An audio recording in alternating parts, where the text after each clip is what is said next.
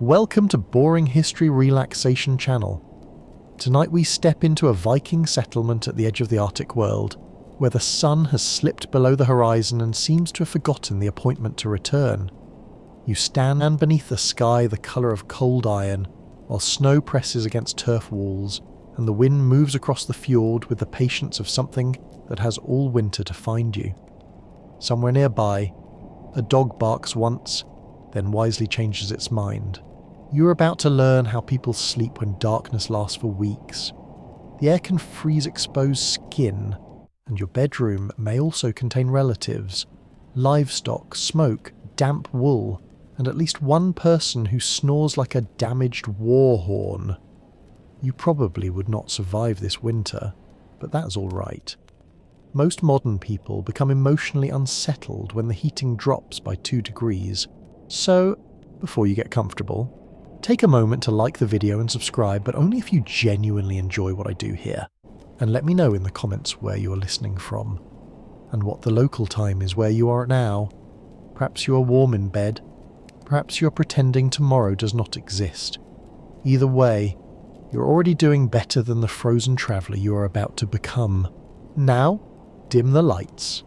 Maybe turn on a fan for that soft background hum, and let's ease into tonight's journey together. You approach the settlement slowly, boots sinking through a crust of old snow. There is no bright moon tonight, only a faint band of green light moving across the northern sky. The aurora shifts silently above you, pale and unreal, while the houses below appear as low, dark shapes pressed into the earth. Thin smoke leaks from roof openings and drifts sideways in the wind.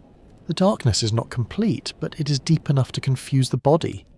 Morning and evening feel almost identical. Time is measured less by sunlight and more by hunger, work, fire, and habit.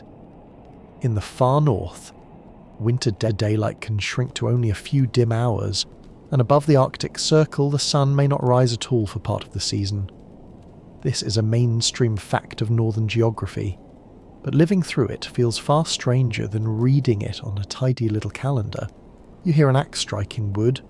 Someone is still working outside, though it is difficult to tell whether it is late afternoon or early morning. A woman carries a bundle of kindling toward the longhouse. 2 children drag a basket of dried seaweed behind her, arguing softly about who is doing more work. Their argument is ancient, universal, and completely unaffected by climate. The settlement has prepared for this season since summer. Sleep during an Arctic winter does not begin at bedtime. It begins months earlier, when wood is cut, fish are dried, grain is stored, wool is spun, and roofs are repaired. Every comfortable hour beneath a fur blanket depends on labour already completed under a brighter sky. You pass racks where strips of fish once hung in the wind. Most are empty now. The food has been moved indoors or placed in storage pits where cold helps preserve it. Barrels hold butter, sour milk, and ale. Dried meat hangs from beams. These supplies are not merely meals. They are heat stored in edible form. Your body creates warmth by burning energy, and winter work demands plenty of it. A person who eats poorly sleeps poorly. A person who sleeps poorly works badly. A person who works badly may fail to gather fuel. The chain is simple and unforgiving. The Viking winter does not care about personal growth, morning routines, or whether you have recently started journaling. You reach the doorway of the longhouse and pause. The entrance is low, forcing you to bend as you step inside. This helps limit the escape of warm air, though it also ensures that tall visitors strike their heads with impressive regularity. A small threshold separates the snowy ground outside from the packed earth floor within. Warmth touches your face first, and then smoke, then smell. The air carries wood ash, damp wool, cooked fat, leather, human bodies, and animals. It is not this clean cedar fragrance promised by modern cabins in travel advertisements. It is the smell of survival, dense and layered. Your eyes water almost immediately. The interior is dim. Firelight shines from a central hearth. revealing wooden posts, hanging tools, benches, chests, and shadowed faces. Along the walls are raised platforms used for sitting, working, eating, and sleeping. A few people glance at you, decide you are not currently dangerous, and return to their tasks. Nobody announces bedtime. There is no sudden moment when the house becomes quiet and everyone climbs neatly into separate beds. Sleep arrives gradually, person by person, shaped by work and need.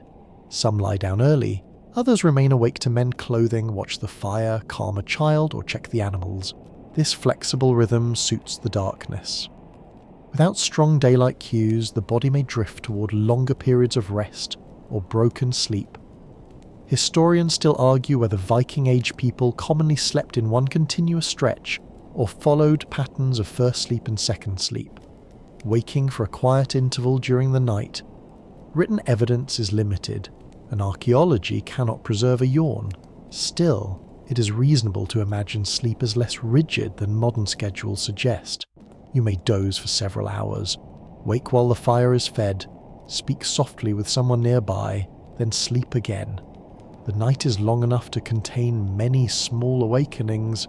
A quirky belief also follows people into the dark. Some Norse traditions treat dreams as meaningful encounters, warnings, or glimpses of events yet to come. A vivid dream might be discussed seriously the next day, especially if it includes the dead, unusual animals, or strangers offering advice. This is inconvenient, because sometimes a strange dream is simply the result of eating too much smoked fish before lying beside a man named Ketil who kicks in his sleep. You move closer to the hearth. Sparks rise and vanish into the smoke above. The roof opening allows some smoke to escape, but not all of it. Smoke gathers in the upper part of the building, darkening the rafters and discouraging insects. It also irritates lungs and eyes, a reminder that warmth arrives with a price. Near one wall, a cow shifts behind a wooden partition. Livestock may be sheltered close to the living space in severe weather. Their bodies add a little heat, and their presence protects valuable animals from storms and theft. They also add noise, smell, and the possibility of waking beside a deeply curious goat. You begin to understand that winter sleep here is communal. Privacy is thin. Sound travels, the fire crackles, wind presses against the walls, someone coughs, a baby stirs, a spindle drops to the floor. Outside, snow rasps against the roof like dry sand, yet the house feels secure compared with the open landscape. The turf walls are thick, the roof is heavy, the people inside know the routines that keep the cold away. Each person has a place, a task, and a rough understanding of how to make it through the season. You lower yourself onto a bench near the wall. The wooden surface is covered with wool and animal skins.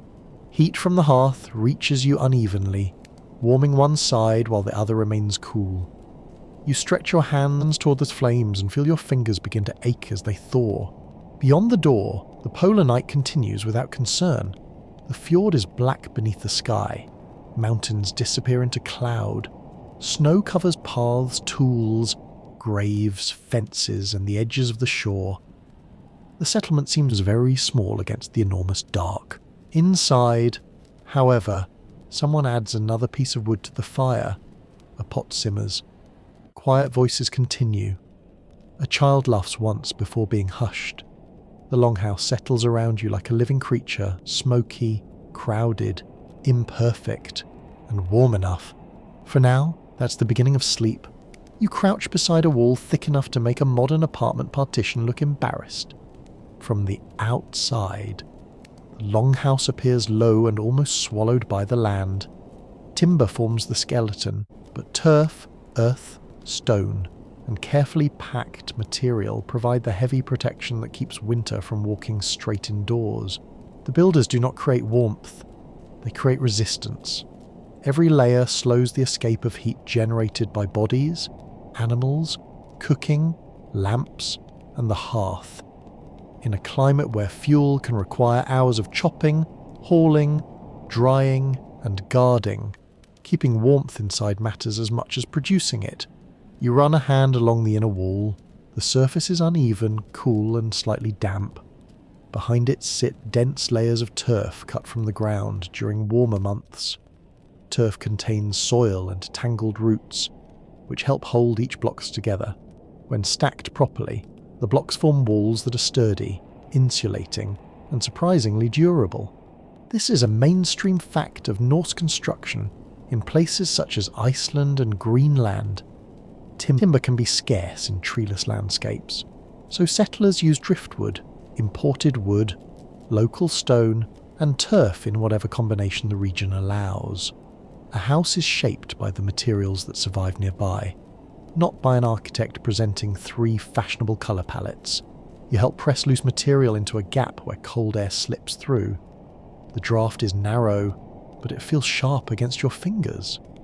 Even a small opening wastes heat. Cracks around doors, roof joints, and wall seams require constant attention because wind is remarkably talented at finding mistakes. The entrance passage is deliberately awkward. It may be low, narrow, or angled, forcing anyone entering to slow down. This reduces the rush of cold air into the main room.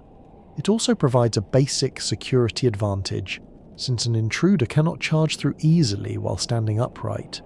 Of course, neither can you, which means the doorway defeats enemies and guests with equal enthusiasm. You duck beneath a beam and examine the roof from inside.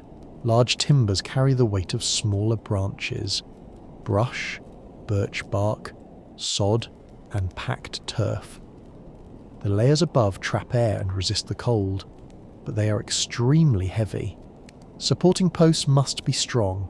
Roof maintenance is not optional, especially when snow adds even more weight. You hear a faint creak from overhead. Nobody reacts.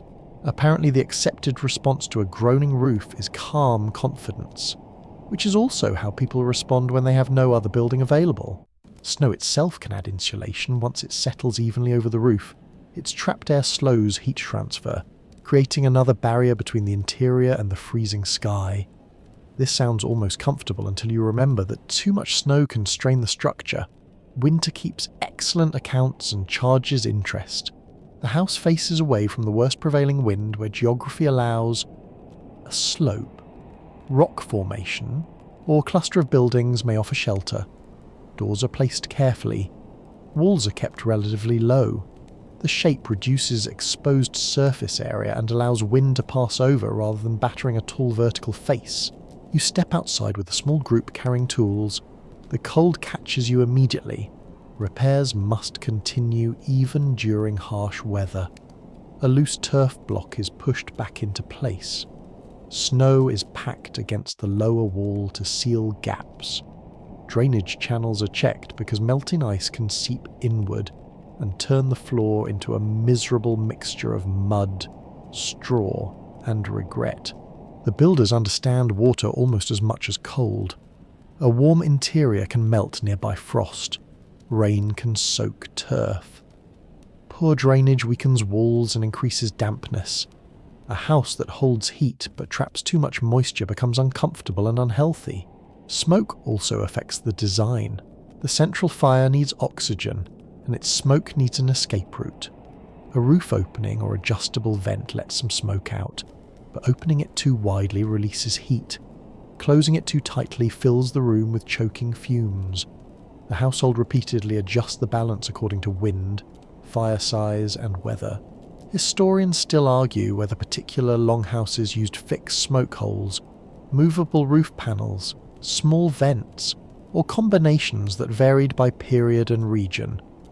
Archaeological remains show post holes, wall lines, hearths, and roof collapses. But wooden roof details often vanish. Reconstructing the upper structure becomes an informed puzzle with several pieces missing, and one piece probably chewed by a sheep. You climb onto a low section of roof where repairs are needed. The turf is firmer than expected. Grass may grow across it in milder seasons, sending roots through the upper layers. A living roof can help bind the material together. It also means the house may look like a small hill from a distance. This creates one quirky problem.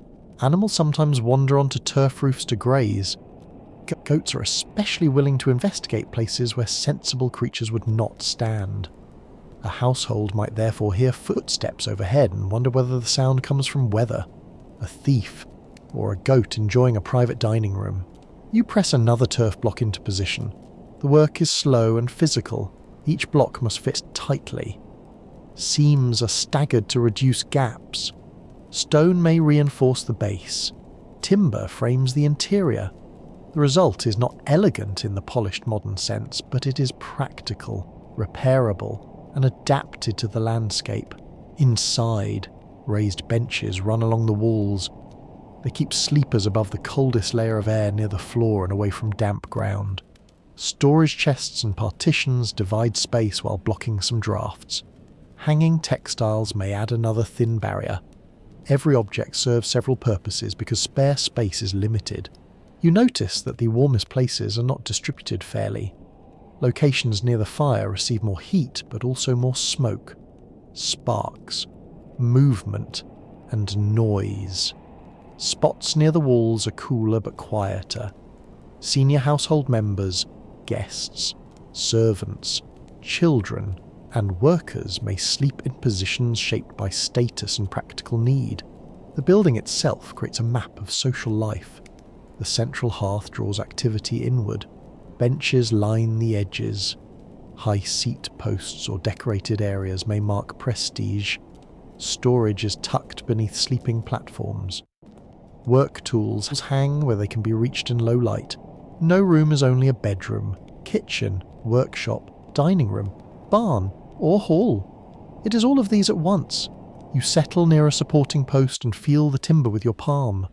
Axe marks remain visible on the surface. The beam has not been made perfectly smooth, because perfection is less important than strength. It carries roof, turf, snow, and the quiet confidence of everyone lying underneath it. A gust strikes the outer wall. The sound arrives as a muffled pressure rather than a sharp whistle. The thick structure absorbs much of the force. Loose fibres shift. The roof creaks again. A little dust falls, and one man glances upward with a tired expression of someone who has repaired the same corner many times. Building continues through the life of the house. Turf settles. Posts rot. Roof layers compress. Drains clog. Door frames warp. The household patches, replaces, and strengthens whatever begins to fail. Maintenance is a seasonal rhythm, not a crisis. You realise that sleeping safely depends upon all this hidden labour. The darkness outside cannot be stopped, and the temperature cannot be negotiated. But walls can be thickened, entrances can be narrowed, roofs can be layered, drafts can be chased with moss, wool scrap, clay, and stubbornness. The longhouse does not defeat winter. It merely persuades winter to remain mostly on the other side.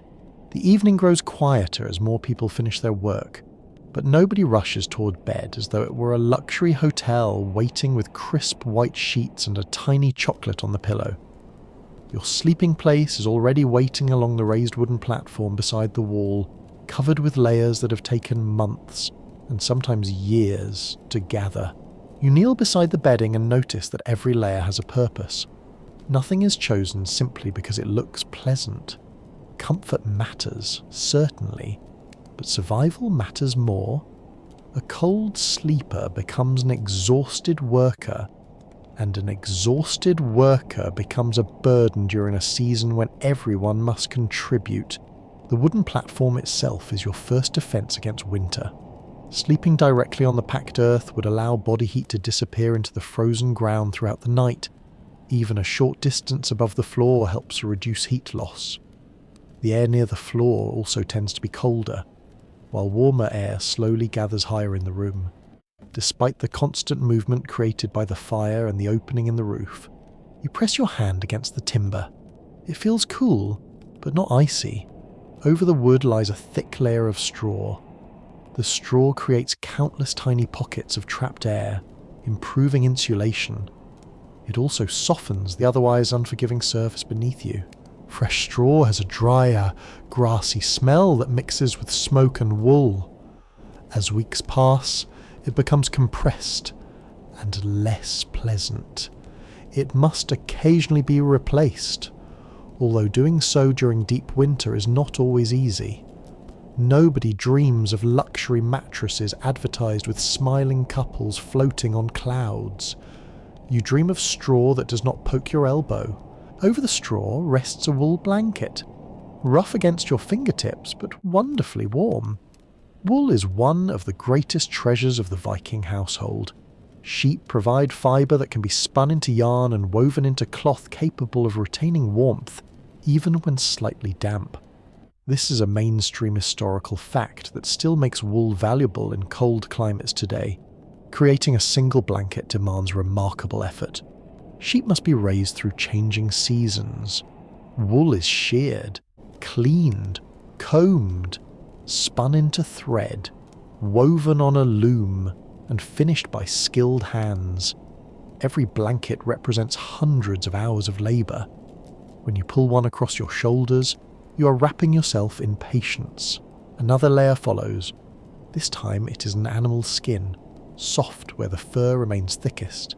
The hide still carries a faint scent of the creature it once belonged to. Fur traps warm air remarkably well, making it one of the finest insulating materials available to northern communities. Some families possess several valuable furs, others make do with fewer layers or older skins carefully repaired over many winters. A patched fur remains far more useful than a fashionable complaint about the weather.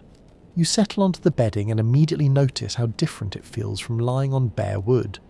Your body sinks slightly into the straw beneath. The wool moulds around your shoulders while the fur traps pockets of warmth as your own body begins heating the space around you. No magical heating system appears. There are no electric blankets humming gently beneath you. The only furnace available is your own metabolism, helped by clothing, bedding, food, and the careful design of the house.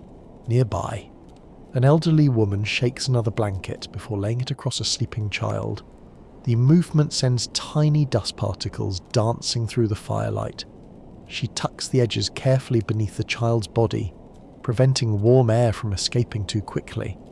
She has probably repeated this simple motion thousands of times during her life. You notice that most people do not change into separate sleeping clothes. The garments worn throughout the day often remain on the body, though outer layers, wet items, or heavy cloaks may be removed depending on conditions. Dry wool clothing becomes another layer of insulation during the night. Historians still argue whether sleeping practices differed greatly between wealthy households and ordinary farming families, especially regarding the quantity of bedding and the quality of furs. Archaeological evidence preserves fragments of textiles, tools, and household layouts, but complete bedding rarely survives the passing centuries. Much of what people actually slept beneath quietly returned to the earth long ago. One curious detail emerges from excavations in several Norse settlements.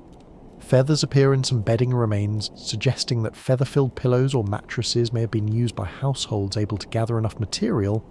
Duck, goose, and seabird feathers provide excellent insulation while remaining surprisingly light. The thought of sleeping on feathers sounds wonderfully luxurious, until you remember that someone first had to collect them one by one. Somewhere in history, a determined Viking probably looked at a noisy goose and saw a future pillow instead of an annoying bird. A young man enters carrying freshly dried skins from a storage chest. Before using them, he checks each carefully for moisture. Damp bedding is dangerous. Water conducts heat away from the body far faster than dry air. Even a comfortable sleeping place becomes unpleasant if moisture seeps inside. This constant battle against dampness shapes daily routines. Bedding may be aired whenever weather allows. Furs are brushed clean. Blankets are shaken. Wet clothing is dried near the fire, though never so close that sparks burn holes into precious fabric. The fire throws gentle waves of warmth across the room. You stretch one leg toward it while the other remains wrapped beneath thick wool. The contrast reminds you how uneven indoor temperatures can be. One side of your body feels pleasantly warm. The other quietly negotiates with winter. Several people arrange their bedding close together. The spaces between sleepers are surprisingly small. Shared body heat contributes to comfort throughout the night. Personal space exists, but survival often receives higher priority than privacy. The atmosphere grows softer as conversation fades.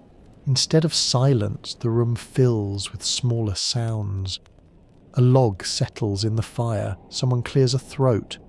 Leather creaks as a man rolls onto his side. A baby sighs. Outside, snow brushes gently against the roof. You pull another fur across your chest. The weight feels reassuring rather than restrictive. Heavy coverings reduce drafts that might slip beneath lighter blankets. They also create a sense of security inside the dark room. A carved wooden chest sits beneath the sleeping platform. Inside are folded textiles reserved for special occasions or severe weather. Every cloth is valuable. Torn edges are repaired rather than discarded. Worn garments become patches. Smaller scraps become mittens, wrappings, or stuffing.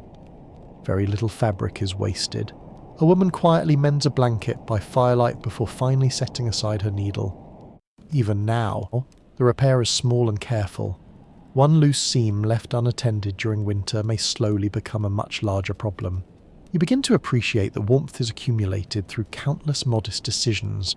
A dry blanket, a repaired seam, clean straw, a properly cured hide, a raised bed. None seems remarkable alone. Together they transform an unforgiving night into one that human beings can endure. The fire glows lower, casting amber light across wool, timber, and sleeping faces. Heat settles into the layers surrounding you. Your breathing slows. The fur beneath your hand feels softer now that it has warmed. Outside, the frozen landscape stretches beneath endless darkness. Inside, careful craftsmanship, patient preparation, and generations of practical knowledge create something that almost feels ordinary. Almost. The fire is never simply a fire. It is the heart of the longhouse, the busiest place beneath the roof, and perhaps the only member of the household that works every hour without asking for a break. As you settle closer to the glowing hearth, you quickly understand that sleeping through an Arctic winter depends as much on these orange embers as it does on thick walls or warm bedding. The hearth stretches along the centre of the room, built from carefully arranged stones blackened by years of smoke. Flames dance low this evening, licking pieces of split birch and pine while glowing coals radiate steady warmth. Large fires consume fuel too quickly, so the household prefers a controlled burn that lasts through the long darkness. Keeping a fire alive is less dramatic than stories often suggest. Nobody tosses giant logs onto roaring flames while shouting heroic speeches. Instead, someone quietly adds another piece of wood, nudges a glowing coal into place, or brushes loose ash aside. These tiny acts happen so naturally that you almost fail to notice them. They are repeated dozens of times throughout the night. Firewood is precious. Every stick represents hours of work carried out during brighter seasons. Trees must be found, cut, trimmed, transported, split, stacked, and protected from damp weather. A poorly managed woodpile can become nearly useless if rain or melting snow soaks the timber. You notice several stacks of carefully dried wood resting beneath shelter near the entrance. None of it is wasted. Thin branches help restart fading flames. Medium pieces provide steady heat. Larger logs are reserved for longer burning periods. Even small scraps are gathered. In this house, a piece of wood the size of your hand is not rubbish. It is tomorrow morning's warm fingers. The fire gives more than warmth. A heavy iron pot hangs above the flames, gently bubbling with stew. Steam rises into the smoky air, carrying the rich aroma of barley, onions, dried herbs, and meat. Every so often, someone stirs the contents with a long wooden spoon before replacing the lid. The smell makes your stomach rumble. Apparently, even imaginary Viking life comes with excellent timing for dinner. Cooking through the evening keeps the room warmer while providing hot food before people settle into their bedding. A warm meal allows the body to produce heat more effectively during sleep. Nearby, strips of damp clothing hang from wooden poles positioned where the heat reaches them without exposing them directly to sparks. Wool socks, mittens, and cloaks slowly dry as the evening passes. Every item must be watched carefully. One stray ember could burn a hole that takes hours to repair. Smoke curls upward toward the roof opening, though not all of it escapes. Much lingers beneath the rafters, creating a hazy ceiling that softens the light from the flames. Your eyes sting slightly. You cough once. Nobody else seems especially bothered. Years of living with indoor smoke have made the household accustomed to it. Though modern researchers know that constant exposure likely caused long-term health problems. Soot could irritate lungs and eyes, even while providing one important benefit. Smoke helped preserve wooden beams and discouraged many insects from settling inside. The balance between fresh air and warmth is delicate. Open the roof vent too much and valuable heat disappears into the freezing night. Close it too tightly and the room fills with smoke. Someone adjusts a simple covering over the opening after watching the direction of the wind. It is a quiet skill learned through observation rather than written instructions. Historians still argue whether different Viking settlements developed distinct methods of controlling airflow around indoor hearths, since surviving archaeological evidence rarely preserves the full wooden roof structures that once directed smoke. You extend your hands toward the glowing coals. Your fingers feel pleasantly warm. Your back remains cool.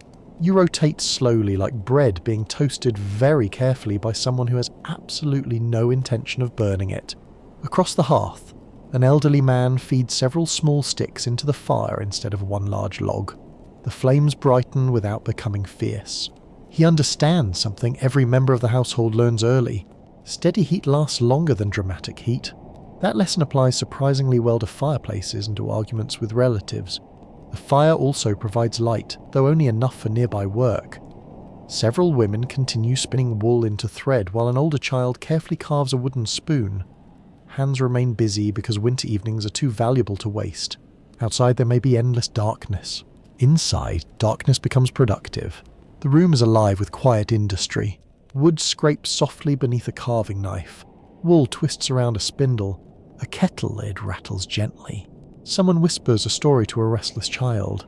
None of the sounds feel hurried. The long night encourages patience. A curious object catches your attention near the hearth.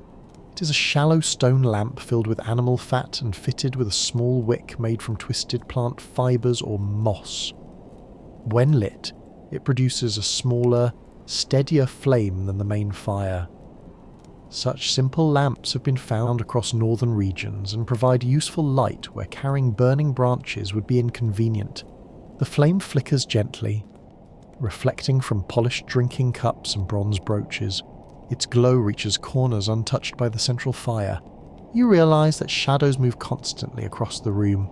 Every shifting flame changes the appearance of familiar faces. A carved beam suddenly resembles an animal. A hanging cloak briefly becomes the outline of a tall stranger. No wonder stories about spirits become easier to believe after sunset. One young boy stares into the fire for several quiet moments. His grandmother smiles and gently reminds him not to gaze too deeply into the flames because strange thoughts sometimes live there. This is one of many small beliefs carried through generations. A quirky tradition in parts of the Norse world suggested that fire deserved respect, almost like a living companion. Careless treatment invited bad luck, while a healthy household fire symbolized stability and protection. Whether everyone believes such ideas is impossible to know, but the customs themselves reveal how deeply people valued the hearth. The warmth gradually spreads through your clothing. Your boots, left near the edge of the fire, begin drying after collecting snow outside. Too close and the leather may crack. Too far away and they remain damp. Finding the perfect distance requires experience gained through many winters. You watch as glowing embers settle beneath a layer of white ash. At first glance they appear nearly dead. Then someone gently stirs them with an iron poker. Bright orange light immediately returns. The household smiles with quiet satisfaction. Tomorrow's fire is already hidden inside today's coals. Nobody allows the flames to disappear completely if it can be avoided. Starting a new fire from scratch during freezing weather is far more difficult than protecting the one already burning. The longhouse slowly settles into a calmer rhythm. More voices fade. More blankets unfold. A few people remain awake beside the hearth. Not because they cannot sleep, but because the fire itself asks for company. They crackle softly. It breathes. It glows. In the middle of the endless Arctic night, that gentle circle of warmth feels less like an object and more like another heartbeat inside the house. As the fire settles into a steady glow, people begin arranging themselves for the night with surprising efficiency. There is no scrambling for separate bedrooms because there are no separate bedrooms. The longhouse is one shared living space, and everyone understands where they belong without much discussion. You discover that sleeping here is less about finding privacy and more about finding balance. A large family occupies one stretch of the raised platform. An older couple settle near the warmest part of the room. Children curl together beneath thick wool blankets. A visiting trader receives a respectable place near the centre, rather than the cold outer edge. Even sleeping arrangements quietly reflect the relationships within the household. Personal space exists, but it is measured in inches rather than meters. You carefully lower yourself onto your bedding and quickly realise that turning over requires a little consideration. Move too enthusiastically and you risk nudging the person beside you. The man on your left seems to sleep so soundly that even a falling tree might not disturb him. The woman on your right gives you a polite glance that clearly says, without speaking a word, "Please do not become the restless stranger." It is excellent advice. The cold encourages closeness. Human bodies constantly produce heat, and sharing that warmth makes practical sense during long winter nights. Families naturally sleep together. Children especially remaining close to parents or older relatives. The arrangement provides warmth, comfort, and reassurance whenever fierce winds shake the building. Modern visitors sometimes imagine such crowded conditions as unbearable. The people living here rarely think of them that way. This is simply normal life. You begin noticing small routines that make communal sleeping easier. Heavy boots remain near the entrance rather than cluttering sleeping areas. Tools are placed carefully against walls where nobody will step on them in the darkness. Blankets overlap neatly instead of forming untidy piles. Even these small habits reduce unnecessary movement once people settle for the night. A teenage boy quietly shifts a folded cloak beneath the head of his younger brother, creating a makeshift pillow. The younger child smiles without opening his eyes. Nobody comments on the gesture. Kindness often appears most naturally when nobody feels the need to announce it. A mainstream historical fact becomes easy to appreciate here. Viking households commonly included not only parents and children, but also extended family members, servants, labourers, guests, and sometimes foster children.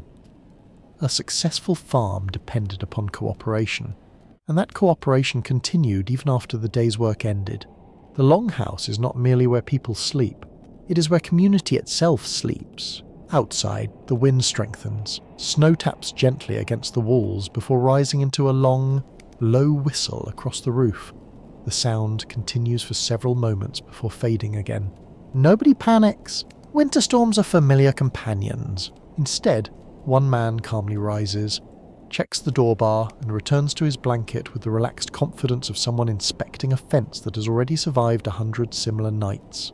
A child wakes briefly after hearing the wind. Without fully opening her eyes, she reaches toward her mother's hand. The hand is already there. Within moments, both are asleep again. It becomes obvious that shared sleeping provides emotional warmth as well as physical warmth. The presence of trusted people reduces fear during nights that seem endless outside the walls. You notice that conversation changes as bedtime approaches. Earlier discussions about repairing sled runners or counting stored grain gradually give way to softer voices.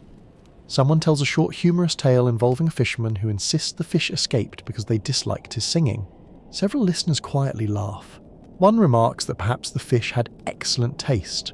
Even in difficult winters, people remain wonderfully capable of making jokes at one another's expense. Across the room, an elderly woman hums a slow melody while carefully braiding loose strands of wool. The tune is simple enough that several children begin humming along before drifting towards sleep. There are no clocks announcing bedtime. Instead, the house slowly exhales. Work stops. Voices soften. Movements become smaller. The transition happens almost without notice. A curious custom catches your attention. One man quietly places a small carved wooden charm near his sleeping place. It is worn smooth by years of handling. Quirky discoveries from Norse culture suggest that personal amulets were sometimes carried for protection or good fortune. Some featured symbols connected with gods, animals, or simple geometric designs. Whether every owner believed the object possessed real power or simply valued it as a meaningful possession remains impossible to know. Either way, the little carving occupies a respected place beside his bedding.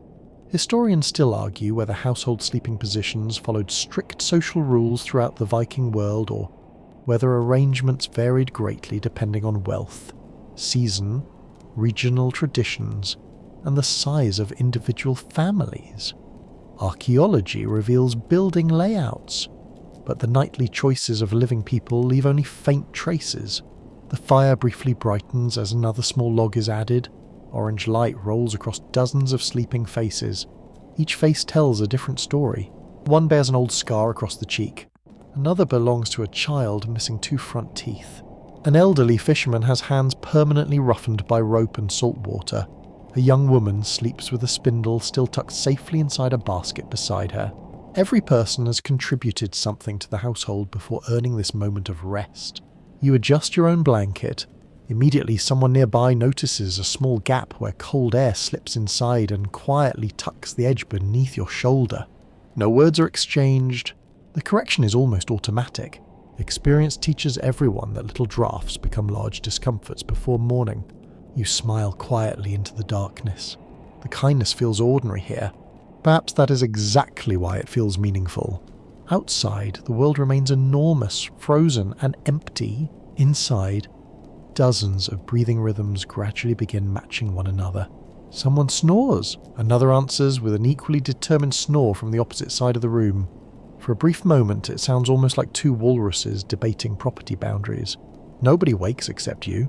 Eventually, even the competing snores settle into a strangely comforting rhythm. The warmth beneath the blankets grows steadier. The sounds of the household blend into one continuous murmur. Wind outside, fire inside, breathing all around. You realize that survival through an Arctic winter is rarely an individual achievement. It belongs to everyone sharing the same roof. Every repaired blanket, every shared meal, every extra log placed upon the fire, every reassuring hand reaching through the darkness contributes to another peaceful night. The cold outside is relentless. Inside, people quietly answer it with something equally persistent. They answer it together. A quiet hunger begins spreading through the longhouse, long before anyone thinks about closing tired eyes.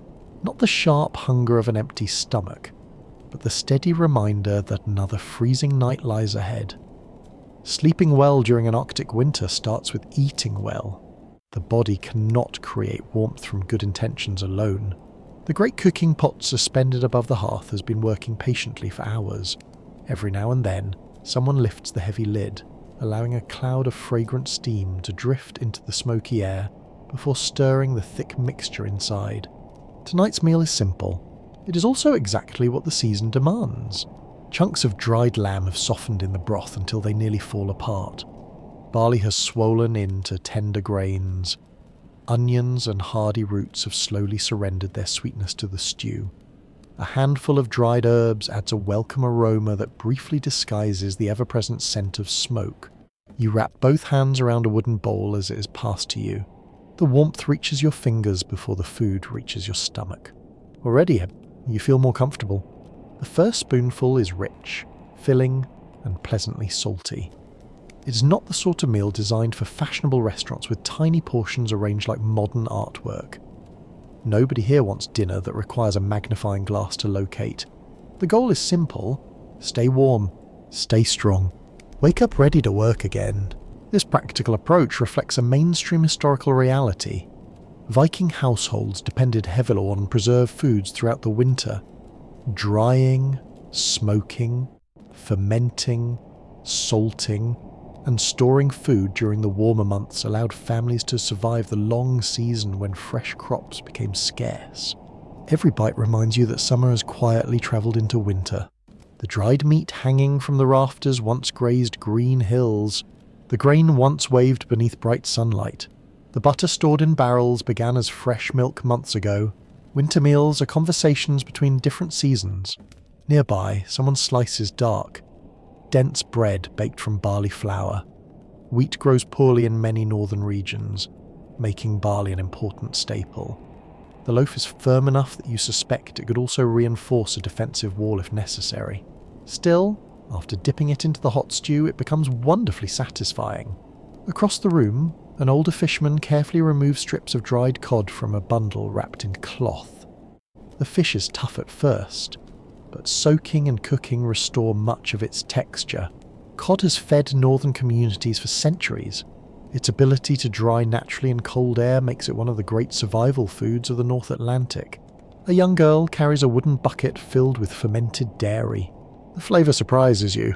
It is pleasantly sour, creamy, and refreshing after the rich stew. Fermented milk products keep longer than fresh milk and provide valuable nutrition throughout the winter months. You take another sip. It is certainly different. Not unpleasant. Just unexpected. Rather like discovering your grandmother secretly enjoys wrestling competitions. Conversation flows gently as people eat. Nobody rushes. Meals serve another purpose besides nutrition. They strengthen the household itself. Plans are discussed. Small disagreements are settled. News from neighbouring farms is exchanged. Someone mentions seeing fresh wolf tracks several valleys away. Another insists they were only unusually ambitious dogs. The debate continues with great seriousness, despite the complete absence of any actual wolves willing to testify. The fire crackles quietly while bowls are refilled. You notice that everyone receives food. Though portions naturally vary according to age and need, adults who perform heavy labour require more energy. Growing children also eat heartily whenever supplies allow. An elderly woman smiles while watching two boys compete to finish their stew first. One proudly announces victory. The other calmly points out that spilling half your dinner onto your boots hardly counts as winning. The adults quietly agree. A quirky detail from Norse life occasionally appears during winter feasts. Some households flavour food with angelica, a hardy northern plant valued not only for its taste but also for its usefulness in traditional remedies.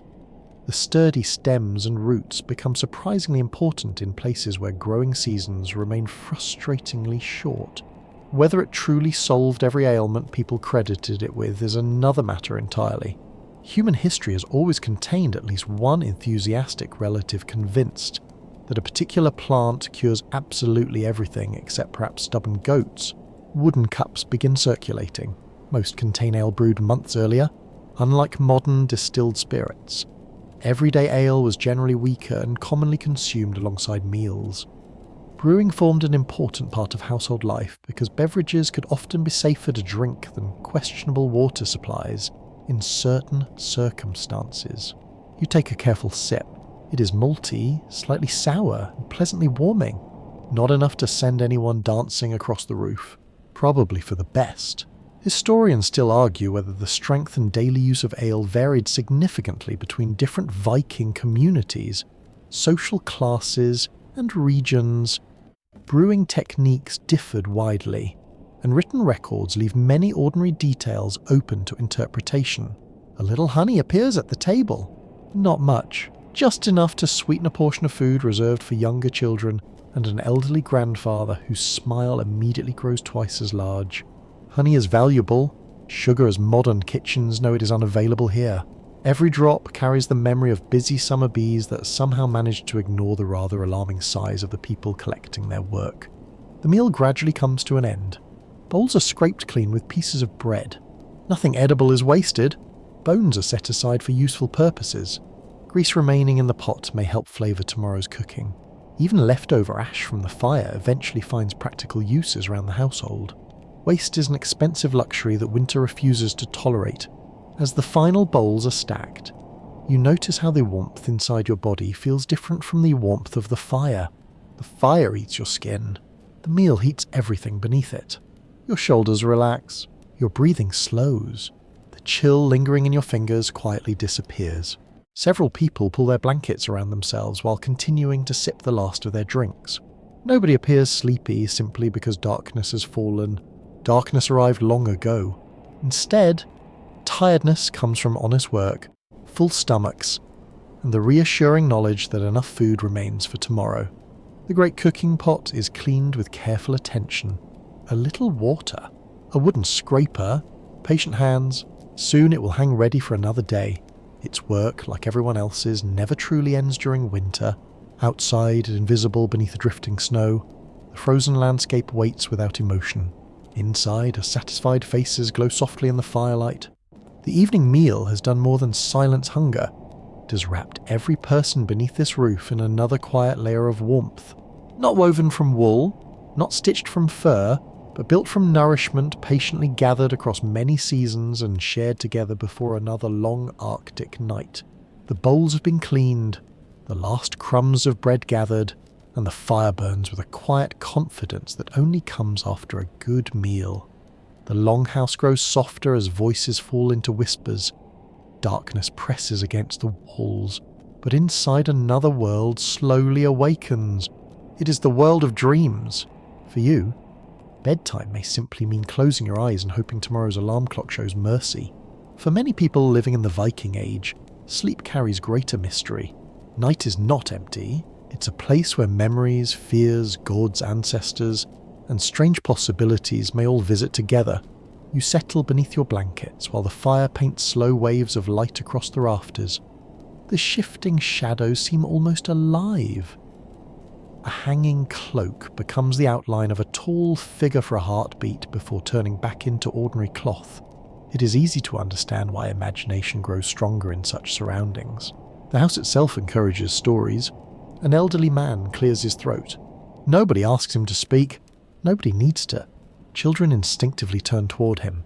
Even several adults pause their quiet conversations.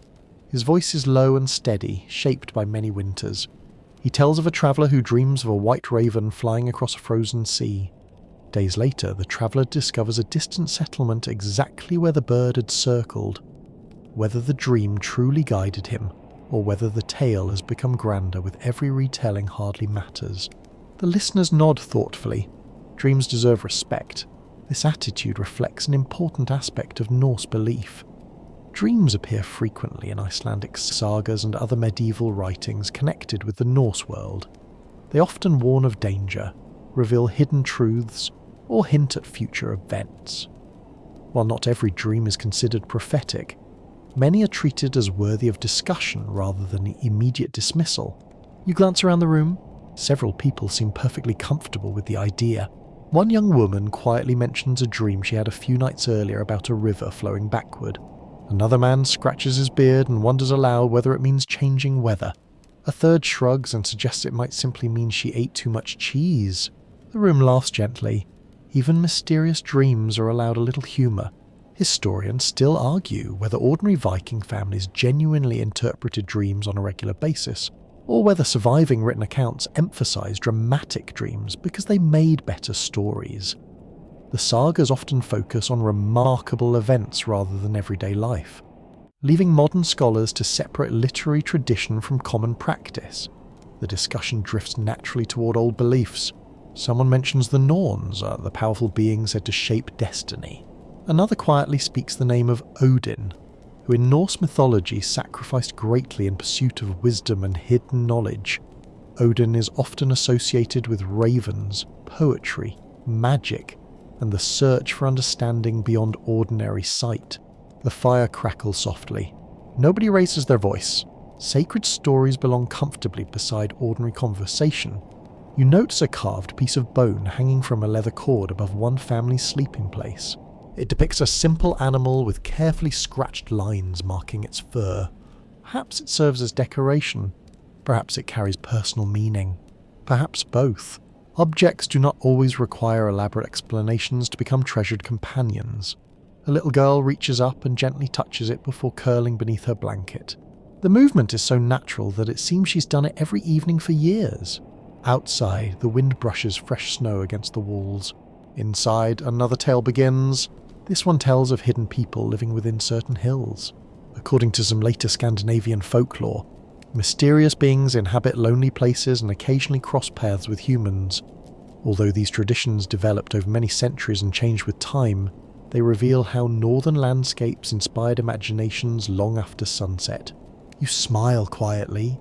If invisible neighbours truly exist, they have chosen remarkably cold real estate. A dog lying near the doorway suddenly lifts its head. Its ears twitch toward the darkness outside. The room falls silent for a moment.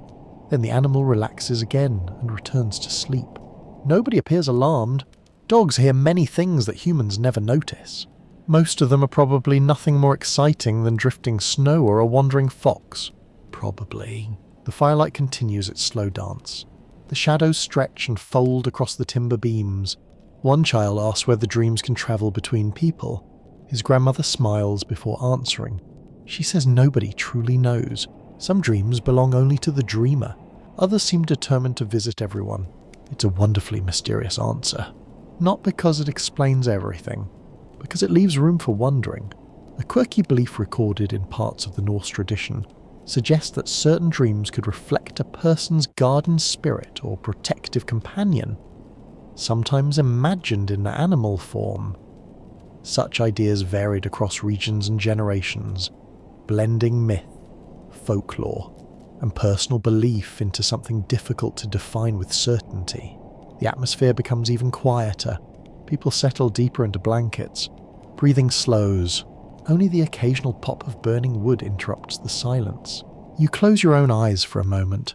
Without daylight to anchor your sense of time, the imagination becomes unusually active. The smell of smoke, the weight of heavy furs, the distant whistle of wind. Each sensation blends into the beginning of sleep. You understand why vivid dreams might flourish here. The boundary between waking and sleeping feels thinner beneath endless winter darkness. Someone nearby murmurs softly while dreaming. Another shifts beneath a blanket. An elderly man quietly chuckles without waking, apparently enjoying an adventure available only inside his sleeping mind. One of the children whispers something that sounds remarkably like instructions to a chicken. You decide not to investigate. Some mysteries deserve privacy. The fire grows lower. The room darkens another shade. Outside, the sky remains filled with stars scattered across the cold heavens. Every now and then pale ribbons of northern light drift silently overhead, unseen by most of the sleeping household. Inside, stories continue even after every storyteller has fallen asleep. Some unfold within dreams. Some remain hidden inside memory. Some will become tales repeated to grandchildren many winters from now, growing a little richer with each telling. You pull the fur closer beneath your chin. The warmth settles comfortably around your shoulders. Your thoughts begin to drift like snowflakes crossing the night air.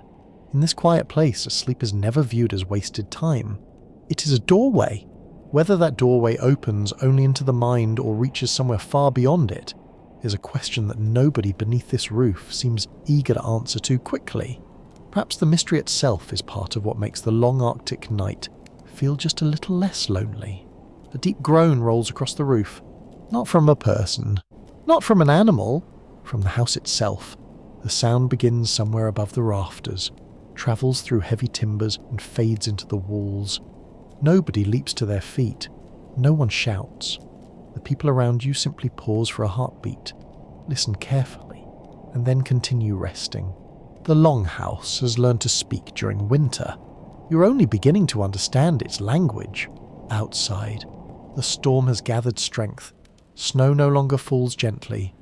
It races sideways through the darkness, driven by fierce gusts that sweep across the open ground.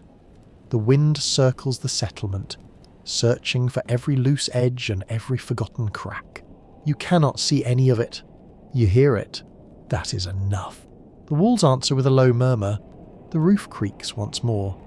Fine snow slips through the doorway when someone briefly opens it to check the weather before closing it again with practiced speed. Cold air pours inside for only a moment. Even that brief visit is noticeable. Several people instinctively pull their blankets closer. Then the warmth slowly returns. A mainstream historical fact helps explain everyone's calm. Viking settlements were often built with careful attention to local geography.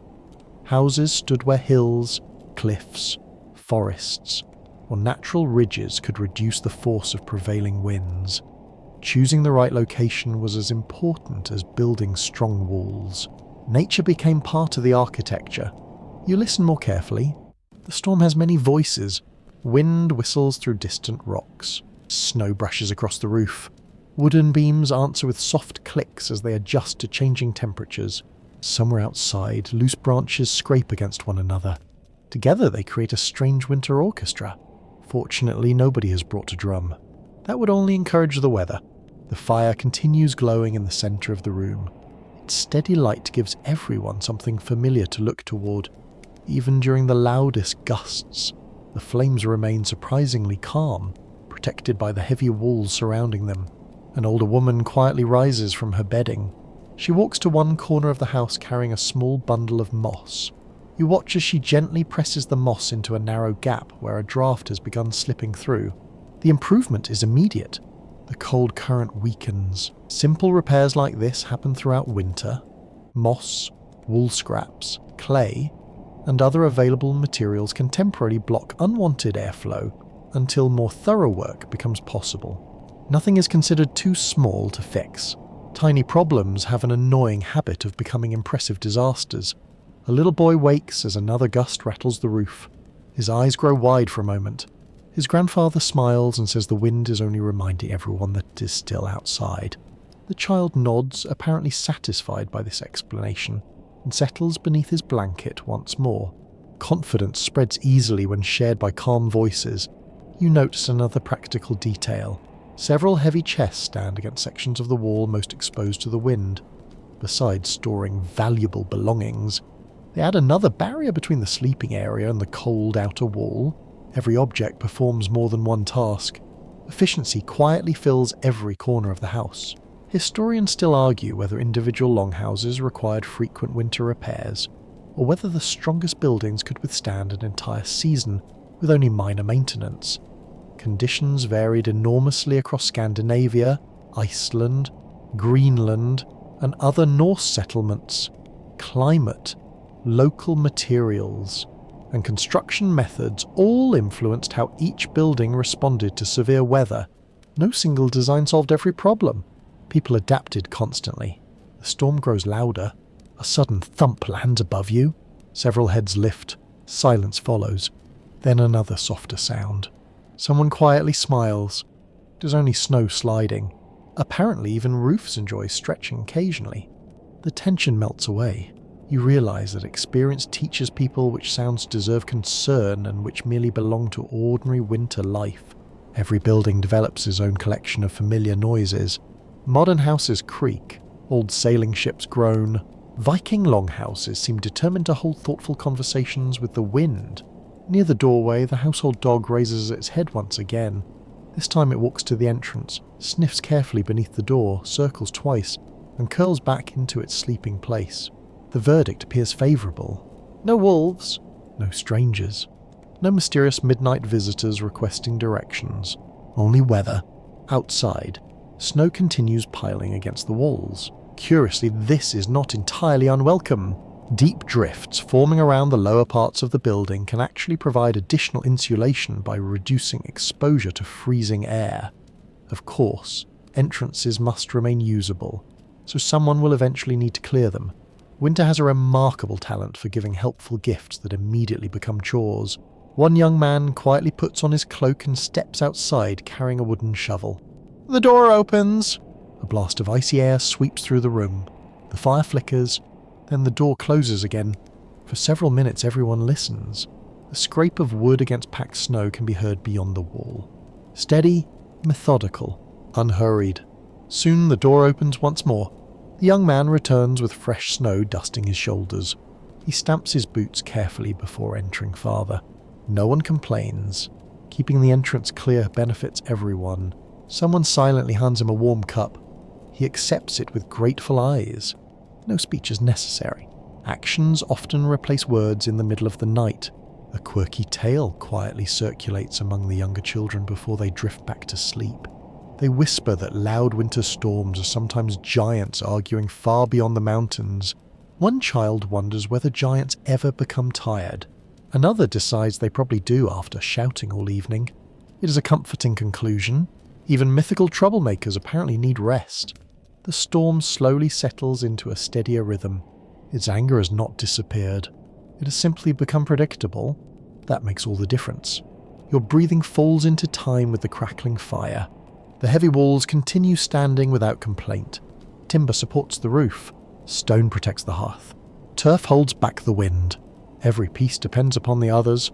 You understand now that surviving an Arctic winter is never the result of one brilliant invention. It is the reward for hundreds of practical choices repeated patiently across generations. Outside, snow keeps falling across the silent landscape. Inside, the storm becomes little more than another sound woven into the fabric of the night. It roars. The house answers. The people sleep. The night feels endless. But the longhouse never truly falls asleep. Around you, blankets rise and fall with slow breathing. Children murmur softly in dreams. A log shifts in the hearth with a quiet crack.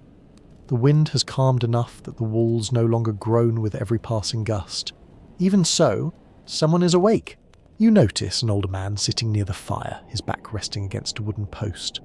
His eyes are half closed, yet every few moments he reaches forward with an iron poker to adjust the glowing coals. He does not seem tired. He seems practiced. This is simply another task. During the deepest winter, allowing the fire to die completely can make the house bitterly cold by morning. Relighting it from scratch is possible, but preserving a bed of glowing embers is easier and saves precious fuel. Someone keeps quiet watch while others sleep. It is not an exciting duty. No songs celebrate the heroic champion of gently rearranging charcoal. History is occasionally unfair. The man leans forward and places another small piece of dry wood onto the embers. Flames appear almost immediately, licking the fresh timber before settling back into a steady glow. The movement is slow, almost graceful. It reminds you that survival often depends on routines, so ordinary they disappear into the background. Across the room, a baby begins to fuss. Before the child can cry loudly, the mother wakes, lifts the little one into her arm and wraps another wool blanket around both of them. The baby quiets almost instantly. No one else stirs. Years of shared living have taught everyone how to move gently without disturbing the household. A mainstream historical fact supports this quiet rhythm. Viking Age farms depended on animals throughout the year. Cattle, sheep, goats, pigs, and horses provided food, clothing materials, transportation, labour, and wealth. Protecting them through winter was essential to the family's survival. That means people occasionally rise during the night, not because they cannot sleep, because responsibilities continue after sunset. A young woman quietly lights a small fat lamp and walks toward the partition, where several animals are sheltered. You follow at a respectful distance. A cow lifts its head as she approaches. She runs a hand along its neck, checking for any sign of distress. The animal breathes steadily. A goat shifts its weight, clearly hoping this unexpected visitor has arrived carrying something delicious. It has not. The goat appears mildly disappointed. Some emotions remain wonderfully timeless. The woman checks a water bucket. A thin layer of ice has begun forming across the surface. She breaks it carefully with a wooden stick before adding a little fresh water carried earlier in the evening. Satisfied, she returns to the sleeping area. The entire inspection lasts only a few minutes. Quiet attention prevents larger problems later. Near the entrance, another man quietly pulls on his boots. He lifts a spear from beside the wall and slips outside. The door opens only long enough for him to disappear into the darkness. Cold air brushes across the room before the heavy door closes once more. You wonder what he expects to find. Perhaps nothing. That is exactly the point. A settlement cannot assume every night will remain peaceful. Predators occasionally wander close to farms. Heavy snowfall may block pathways. Strong winds can loosen shutters or damage storage sheds. Regular checks reduce unpleasant surprises. Outside, the world is almost silent. Snow reflects enough starlight that nearby buildings appear as pale shapes against the darkness. The watchman moves carefully between them. His footsteps produce a soft crunch with every step. His breath drifts upward like faint smoke. He pauses beside a fence. Everything remains undisturbed. A storage building stands firm beneath its snowy roof. Fishing nets hanging beneath shelter sway gently in the breeze. Nothing demands immediate action. Sometimes successful guarding means discovering absolutely nothing. It is one of the few jobs where boredom is considered excellent news. Inside the longhouse, Another quiet task continues. An elderly woman gathers loose ashes from one side of the hearth using a small wooden shovel. She leaves the glowing coals untouched while removing excess ash that might smother the fire. The ashes themselves are not worthless. They may later help with cleaning, soap making, or other household chores. Even yesterday's fire continues contributing to tomorrow's work. Historians still argue whether formal night watches were common at every Viking farm or mainly necessary during periods of conflict, harsh weather, or travel. Large settlements, isolated farms, and trading towns likely developed different routines depending on local conditions. There was probably no single rule followed across the entire Norse world. You settle back onto your bedding. The warmth beneath the blankets has become wonderfully comfortable. It would be very easy to fall asleep. Instead, you watch the quiet choreography unfolding around you. One person checks the fire, another checks the animals, a third quietly mends the leather strap of a harness while enjoying the peaceful silence. The work is gentle, never hurried, nobody complains about being awake. Night simply offers another opportunity to care for the household. A curious belief passes between two older men speaking in whispers. They mention that certain nights feel unusually watchful, as though unseen eyes travel across the snowy landscape. Whether they mean wandering spirits, protective ancestors, or simply the strange feeling created by endless darkness is left unexplained. Like many old beliefs, uncertainty is less important than respect. The conversation fades as quickly as it began. The watchman returns. Snow dusts his cloak. He hangs it carefully near the fire to dry. Another man quietly asks if everything is well. The answer is short. All is peaceful. No one requires further detail. That simple sentence allows everyone to relax a little more deeply. The fire glows brighter after receiving another carefully chosen log. Orange light spreads across sleeping faces. The baby is settled again. The animals are calm. The wind whispers softly beyond the walls. You realize that safety during winter rarely comes from dramatic acts of bravery. It comes from ordinary people paying attention. One notices a fading ember. Another hears an unusual sound. Someone remembers to refill a water bucket. Someone else checks the latch before lying down. Each small action protects the next peaceful hour. The Arctic night remains vast beyond the walls. Darkness still covers the frozen hills and silent fjords. Yet within this longhouse, quiet hands and watchful eyes keep fear from finding a place beside the fire. The household rests because someone always remembers that even while most people dream, winter never does. As the fire glows steadily through the night, you notice something that would seem rather strange in a modern bedroom. Almost nobody changes into special clothes for sleeping. There are no soft cotton pajamas decorated with cheerful animals, no fluffy robes waiting on hooks, no carefully folded nightshirts placed beside the bed. Your clothing is already part of your blanket. You loosen a leather belt, remove your heavy outer cloak and carefully set aside damp gloves that have finely dried beside the hearth. Your boots remain close enough to reach quickly, but far enough from the fire to protect the leather. Everything else stays where it is. Your wool tunic remains on your body. Your trousers remain on. Your wool socks certainly remain on. Nobody living through an Arctic winter volunteers to wake with frozen toes. This practical habit reflects a mainstream historical reality. Wool formed one of the most important textiles in Viking society, because its fibres trapped warm air while continuing to insulate even when exposed to some moisture. Linen was also widely used, especially for undergarments during warmer weather, but thick wool became especially valuable during the coldest months. You tug the edge of your sleeve over your wrist. Even that tiny adjustment makes a surprising difference. Every bit of exposed skin offers the cold another opportunity. A woman sitting near the fire carefully folds her cloak before placing it over the feet of two sleeping children. The garment serves another purpose without anyone giving it a second thought. Nearly every item of clothing here performs several jobs. A cloak keeps out rain during travel. It becomes an extra blanket at night. It can cover supplies during a snowstorm. It can even serve as a cushion while sitting on frozen ground. Owning fewer possessions encourages remarkable creativity. You examine the fabric of your own tunic. It feels thick and slightly coarse, but not uncomfortable. Tiny fibres trap warm air close to your body. The weave is dense enough to block small drafts while remaining flexible enough for daily work. Someone spent many weeks producing this single garment, perhaps longer. Sheep first provided the wool, the fleece was washed, the fibres were combed, thread was spun, cloth was woven, pieces were cut and sewn by hand. Every stitch represents patient effort. No wonder people repair clothing instead of replacing it whenever a seam comes loose. Across the room, an elderly woman notices a small tear near the cuff of her grandson's sleeve.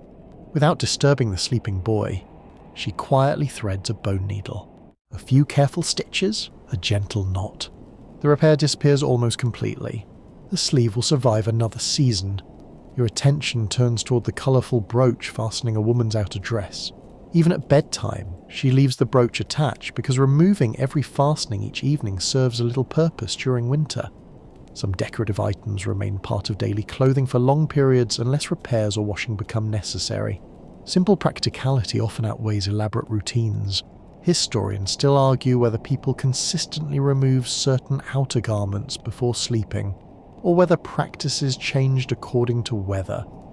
Household customs, social standing, and available bedding.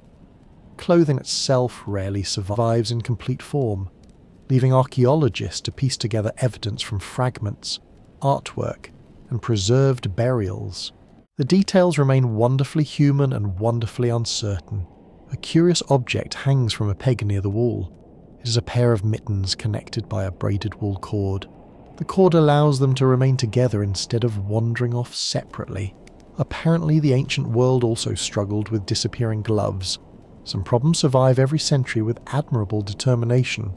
You smile quietly. The household cat stretches beside the fire. It circles twice before settling directly on top of someone's folded cloak. Nobody objects. The cat has made its decision. Negotiations are clearly over. Its thick winter fur reminds you that humans are not the only creatures adapting to Arctic conditions. You wrap another strip of woven cloth loosely around your neck before lying back again. The extra layer feels surprisingly comforting.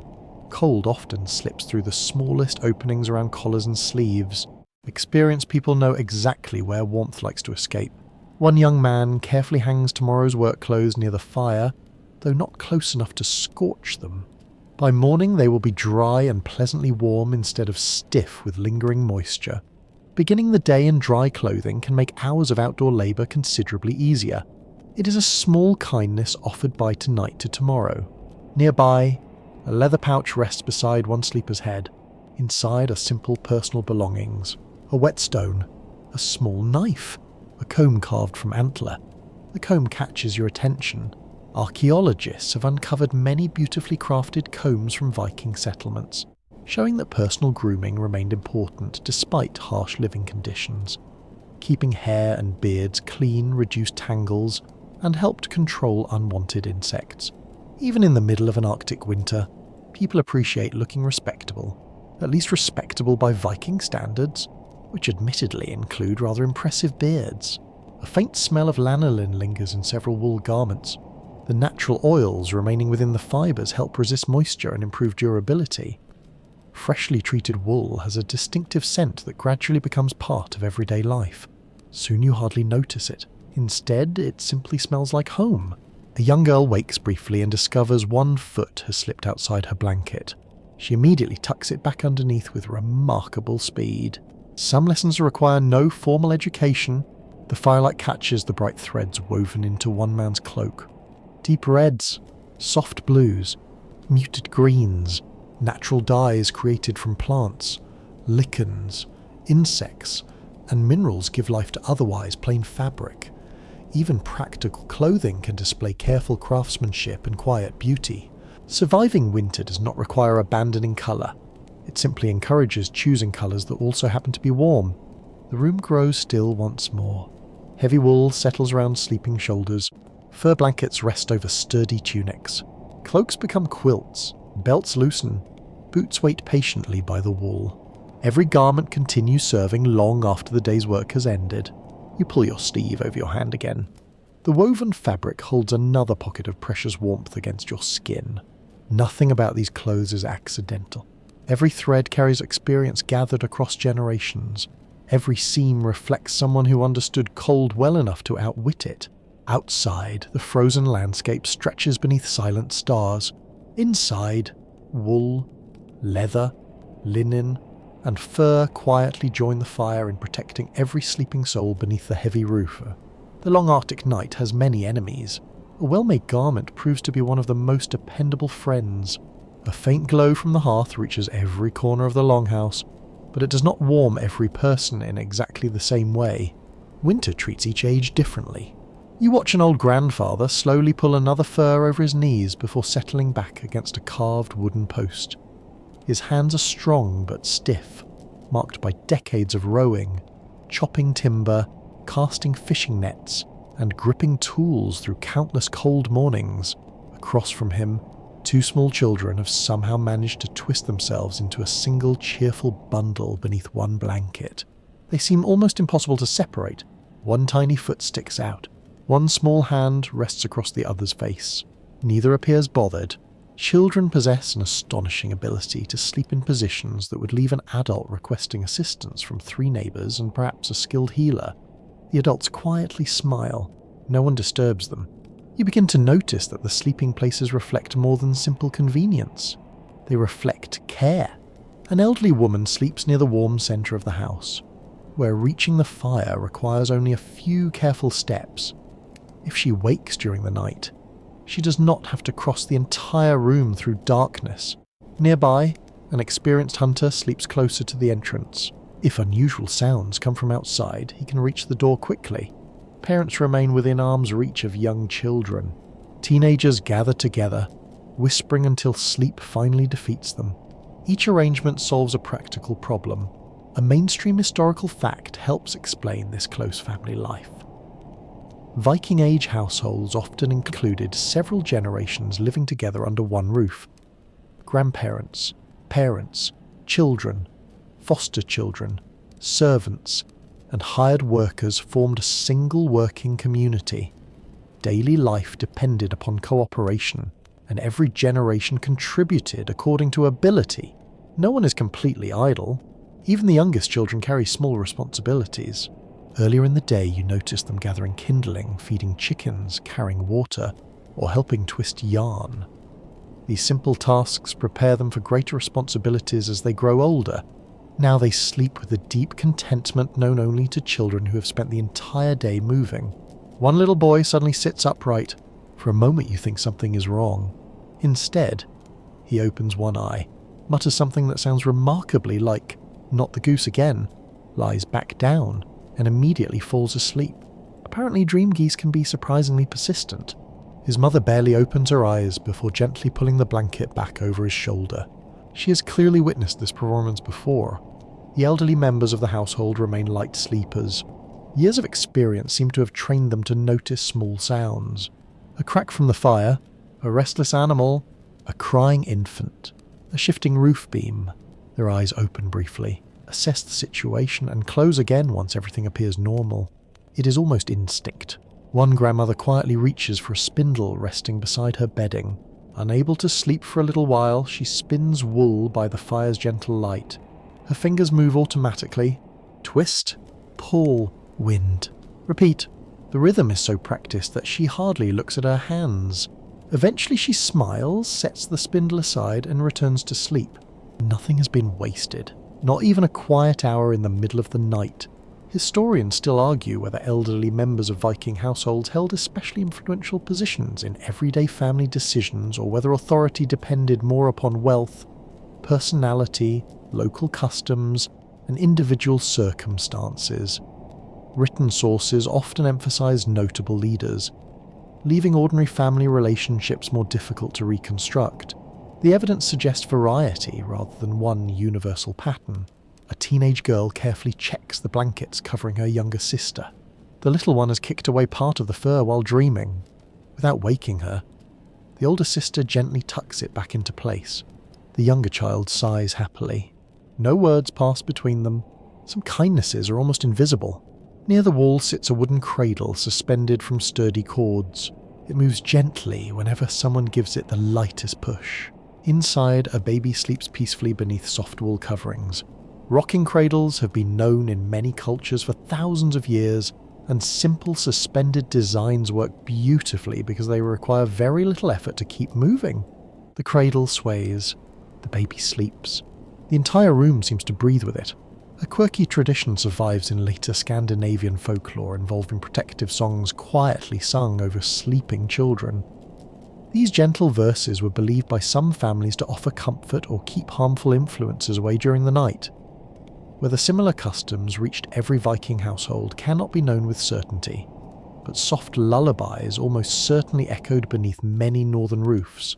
An elderly woman begins humming. No one joins her. No one needs to. The melody floats gently through the smoky air before fading naturally into silence. Outside, snow continues falling with patient determination. Inside, the youngest member of the household yawns so dramatically that even the family dog lifts its head in mild curiosity. The yawn proves contagious. A teenage boy yawns. His father yawns. You immediately feel one coming yourself.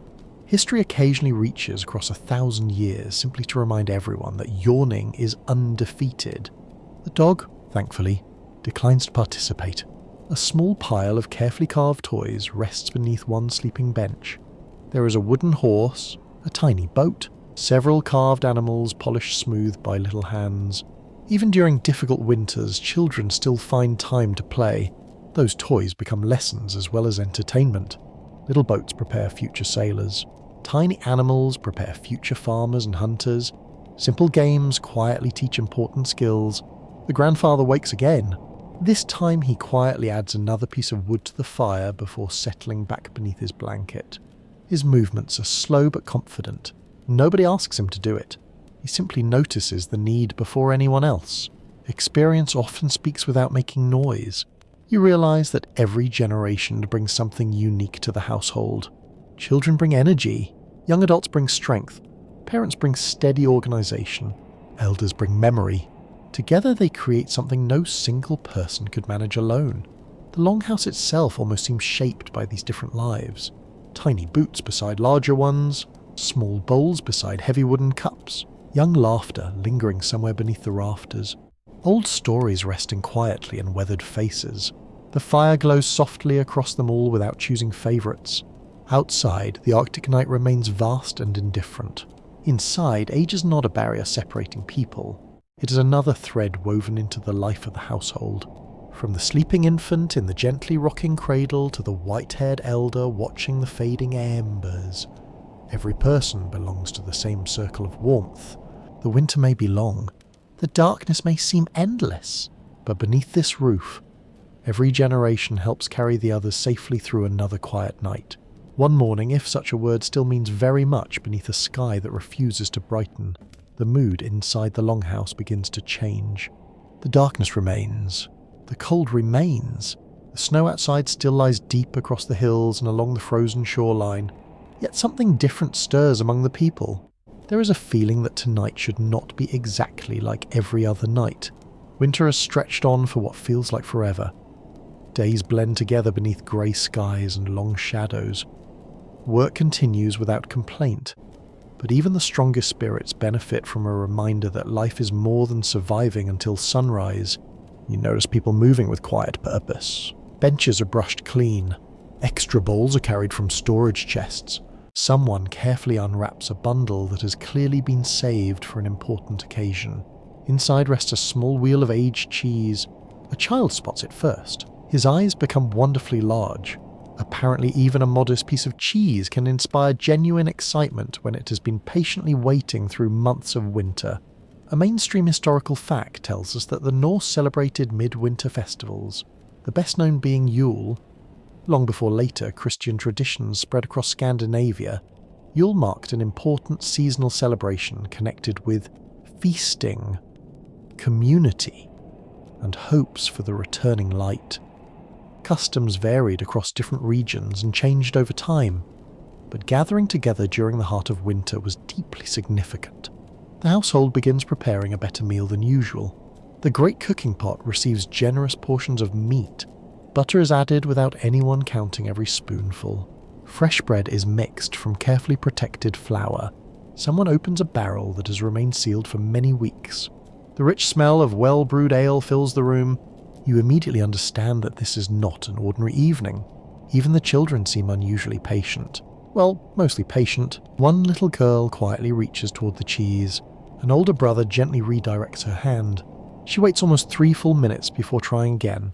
Persistence, it seems, begins at an early age. The fire burns brighter than on most evenings. More wood is added than usual, allowing cheerful flames to dance across the room. Warm light reflects from polished wooden cups and bronze ornaments. Shadows retreat farther toward the walls than they normally do. The house itself appears happier.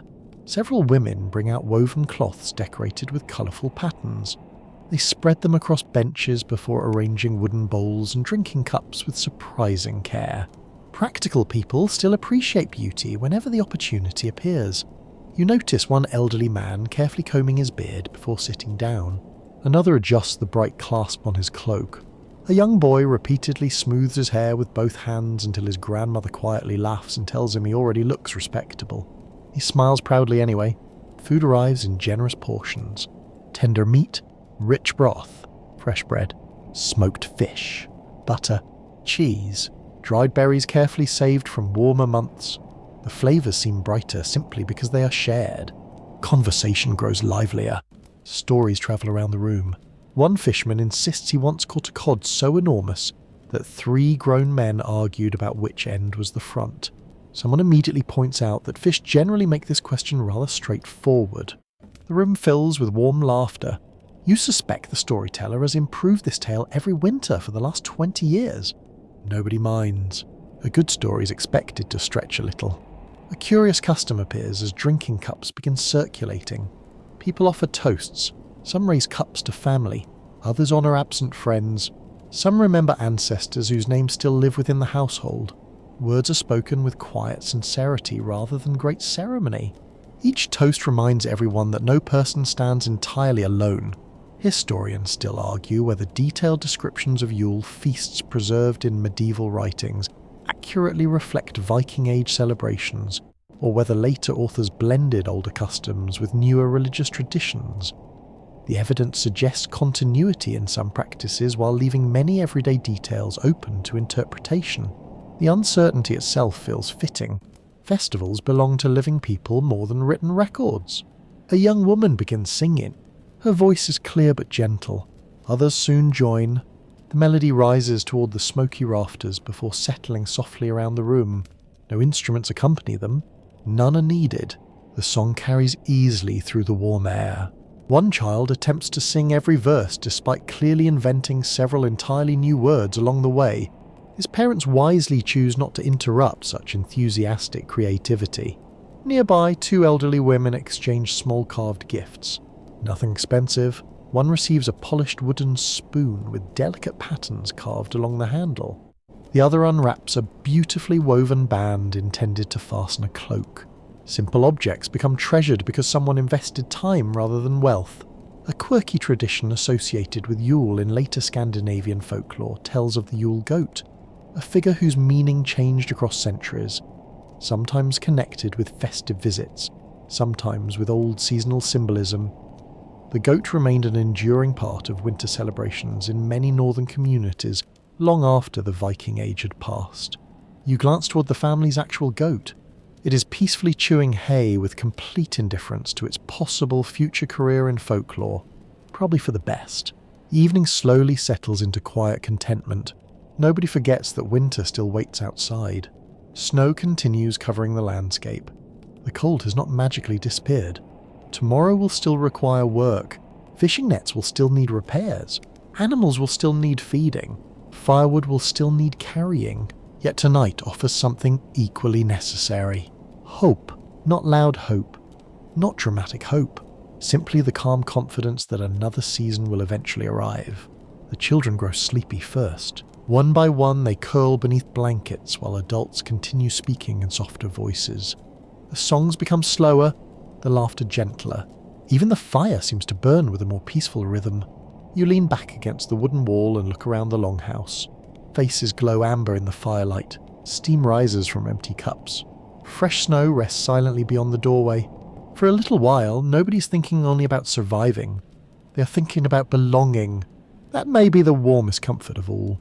In the middle of the longest winter, surrounded by darkness that seems without end, a shared meal, familiar songs, and patient companionship become powerful enough to make the cold outside feel very far away. Morning arrives so quietly that you almost miss it. The darkness outside softens by only the smallest amount. A faint blue glow hangs above the snowy hills before fading into grey. It is enough for the people inside the longhouse to begin another day, though calling it bright would be an act of remarkable optimism. As the household stirs, you begin looking at the room with different eyes. Not the eyes of someone trying to survive winter, the eyes of someone wondering what traces of this life might remain 1,000 years from now. The answer is surprisingly few. Most of what surrounds you is made from materials that quietly disappear with time. The wool blankets will decay. The fur coverings will return to the earth. The wooden bowls will rot. The leather boots will crumble. Even the carefully woven clothing stitched with such patience may vanish almost completely. Future generations will inherit only fragments. A mainstream historical fact explains why archaeology often resembles detective work rather than treasure hunting. Viking Age settlements usually preserve durable materials far better than organic ones. Stone, metal, bone, fired clay, and occasionally waterlogged wood survive, while fabrics, straw, and animal skins often disappear unless extraordinary conditions protect them. You glance around the longhouse again. The objects people use every day are not arranged for history. They are arranged for life. A cracked wooden spoon is repaired because it still works. A blanket receives another patch because warmth matters more than appearance. Nobody pauses to wonder whether an archaeologist centuries later might appreciate neat organisation. History is gloriously untidy. You kneel beside the hearth. The fire has burned here for years. Layer upon layer of ash has settled beneath fresh embers. Broken bones from meals, bits of charcoal, tiny fragments of burned seeds and cracked stones gradually collect beneath the floor. To the people living here, it is simply yesterday's rubbish. To a modern archaeologist, it becomes a remarkable collection of clues. A single charred barley grain can reveal what people were eating. A fish bone may identify which species filled the cooking pot. Even pollen trapped beneath the floor can hint at the surrounding landscape. The smallest discoveries sometimes answer the biggest questions. Nearby, an elderly man sharpens a knife using a whetstone polished smooth by decades of use. One day the knife may break, the handle may rot away, the iron blade may rust, yet traces of it could still remain beneath the soil, waiting patiently for careful hands to uncover it. You imagine someone kneeling here centuries from now, brushing away dirt with a tiny tool no larger than a paintbrush. They discover a bronze brooch, a broken comb, several iron nails, perhaps even the stone outline of this very hearth. Each object whispers rather than shouts. Together they begin telling the story of ordinary people. Historians still argue whether certain excavated buildings served mainly as family homes, seasonal residences, workshops, or combinations of several purposes. A single structure can contain evidence of cooking, weaving, metalworking, sleeping, and animal care, making simple labels surprisingly difficult. Life refuses to fit neatly inside modern categories. One curious object catches your eye. It is a spindle whorl carved from stone. Small, round, easy to overlook. Without it, however, keen spinning thread becomes much more difficult. Hundreds of these simple tools have been uncovered across Viking settlements. Their abundance reminds us that textile production occupied enormous amounts of time. People often imagine Viking history through swords and ships. Archaeology quietly replies with spinning tools. Both are important. One simply received fewer dramatic paintings. A young girl carries water across the room in a wooden bucket. She passes a loom standing against the wall. The loom itself may eventually decay. Its heavy loom weights, made from stone or fired clay, may remain. Thousands of years later, those weights allow researchers to estimate the size of the cloth once woven there. A missing blanket leaves behind a surprisingly informative shadow. You notice carved patterns decorating a wooden chest. Spirals, simple knots, animal shapes. The chest may not survive the centuries, but tiny metal hinges and decorative fittings could remain long after the wood itself has disappeared. A skilled archaeologist learns to imagine the missing pieces, like assembling a puzzle where most of the picture has politely excused itself. Outside, the snow reflects the pale winter sky. Children leave footprints while carrying fresh firewood. Those prints will disappear before tomorrow. Countless generations walk these paths. Almost none of their footsteps remain. Yet their houses, tools, and cooking fires preserve echoes of those vanished journeys. A quirky archaeological discovery from several Viking sites involves gaming pieces carved from antler, bone, glass, or stone. These small objects suggest that board games helped pass long evenings indoors. Winter demanded work, certainly, but it also allowed moments for entertainment, conversation, and friendly competition. You suspect friendly deserves flexible interpretation. Competitive people have existed throughout human history. Someone probably insisted the rules favoured the other player. Someone else almost certainly accused the dog of distracting everyone at a crucial moment. The dog denied everything. You move toward the doorway. The cold greets you immediately. Fresh snow blankets the roofs until the settlement seems almost carved from the landscape itself. Smoke rises gently into still air. From above, the village might appear temporary, yet many such communities endured for generations, adapting patiently to demanding environments. Each repaired roof, each rebuilt wall, each expanded storage shed, all become chapters written into the ground itself. Archaeologists sometimes uncover tiny objects that feel surprisingly personal. A child's bead, a broken needle, a worn whetstone, a fragment of decorated cloth preserved by unusual soil conditions. These humble discoveries bring individuals back into focus. Not famous rulers, not legendary warriors, ordinary people who laughed, worried, mended clothing, carried water, comforted children, and carefully arranged blankets before another long night. You find that thought quietly comforting. History is not built only by extraordinary lives. It is also built by ordinary evenings repeated patiently across generations. The longhouse behind you continues filling with the sounds of another winter day. Someone chops wood. Someone stirs the cooking pot. Someone begins spinning fresh wool. Outside, snow drifts gently across the silent fields. Inside, countless ordinary moments gather together, leaving traces so small they seem almost invisible. Yet centuries later, those tiny traces become enough for careful minds to begin rebuilding an entire world. You step back inside the longhouse carrying an armful of dry wood, and it occurs to you that many people from the future will imagine this place very differently. Some will picture enormous warriors sleeping in polished halls beneath rows of shining shields. Others will imagine everyone wearing horned helmets, drinking endlessly, and roaring heroic speeches until dawn. The reality is quieter. Far quieter, most nights are filled not with dramatic adventures but with practical routines. Someone repairs a torn mitten, someone checks the stew, someone sweeps ashes away from the hearth, someone reminds a child to stop poking the family goat with a carved stick. History spends much of its time looking after very ordinary problems. The famous horned helmet offers a good place to begin separating myth from reality. A mainstream historical fact is that there is no reliable archaeological evidence showing Viking warriors regularly wore horned helmets into battle. The image became popular centuries later through art, costume design, and opera productions. Actual Viking helmets that have been discovered are practical pieces of protective equipment, built for survival rather than theatrical appearance. You glance around the room. Nobody's wearing horns. The goat is... It seems perfectly satisfied with that arrangement. The people themselves are dressed sensibly in wool, leather, and fur. Their clothing is made to resist cold, allow movement, and last through years of use. Decorative brooches and woven patterns appear here and there, but everyday life values usefulness above extravagance.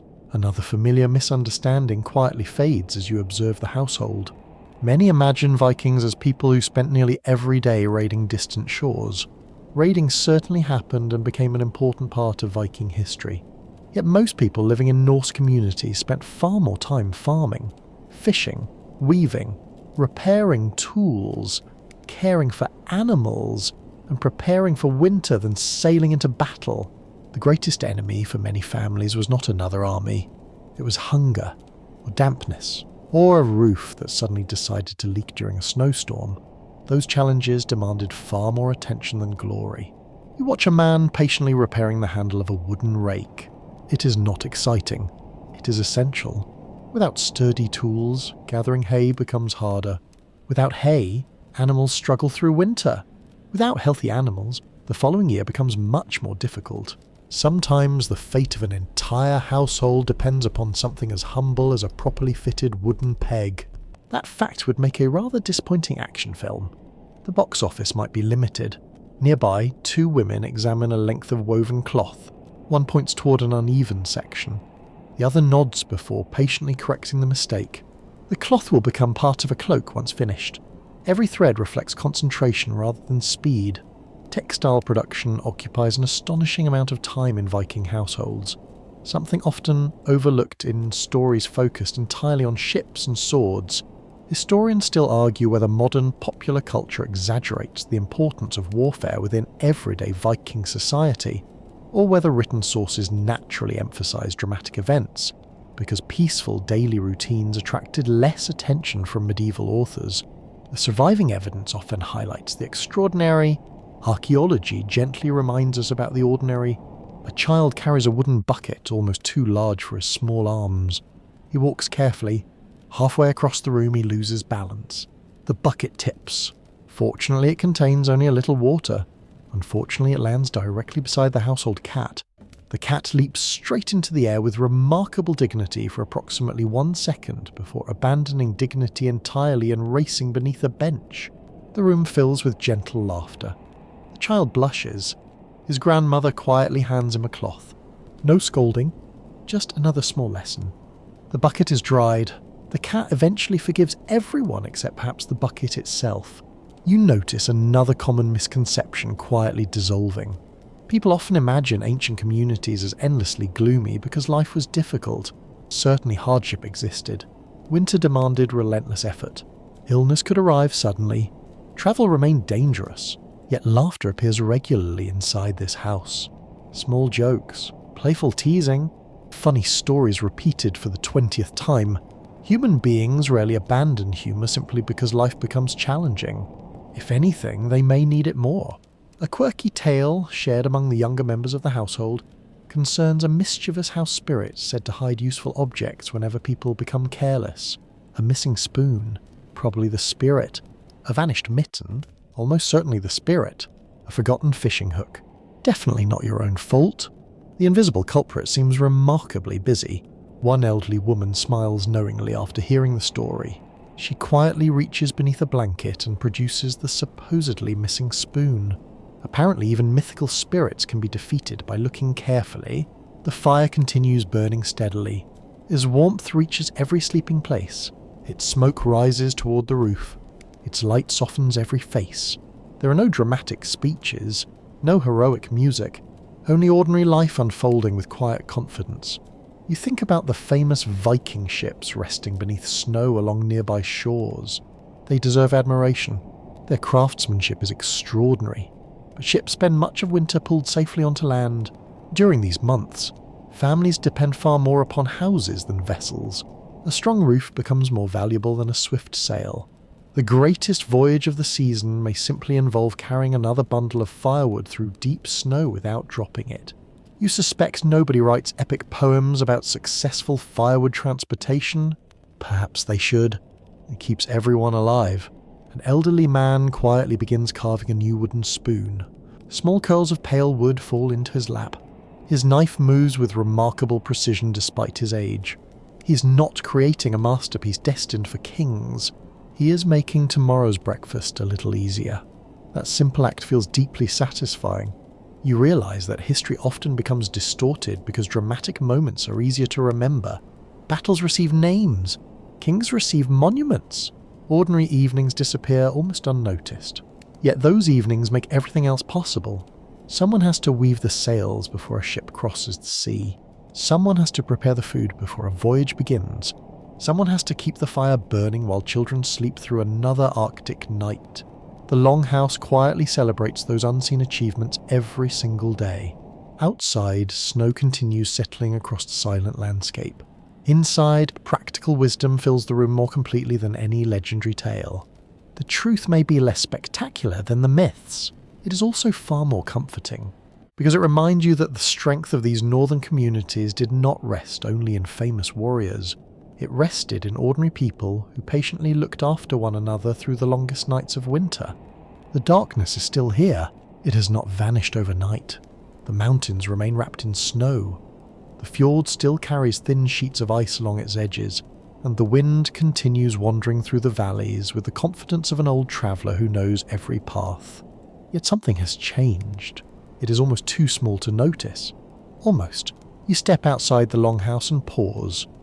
The air bites your cheeks with familiar determination, but the horizon holds a faint ribbon of pale gold that lingers just a little longer than it did before. Nobody celebrates immediately. Nobody declares winter defeated. People simply notice. The returning light is patient. So are they.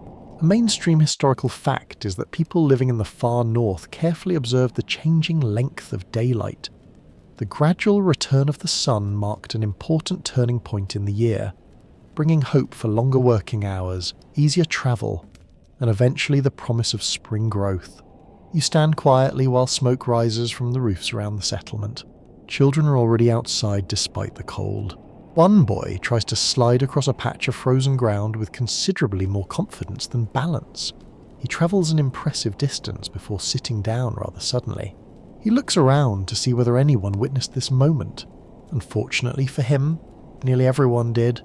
The laughter is gentle. He laughs too. That is usually the quickest way to recover one's dignity. Nearby, 2 women shake blankets in the crisp air. Tiny crystals of frost sparkle as they drift away from the wool. Fresh air helps remove lingering dampness and odours that have gathered through weeks beside smoky fires. The blankets are folded carefully before being carried back inside. Winter has taught everyone that even simple chores deserve attention. A man examines the roof, replacing a loose piece of turf before it becomes a larger problem. Another checks the sled runners stored beside the wall.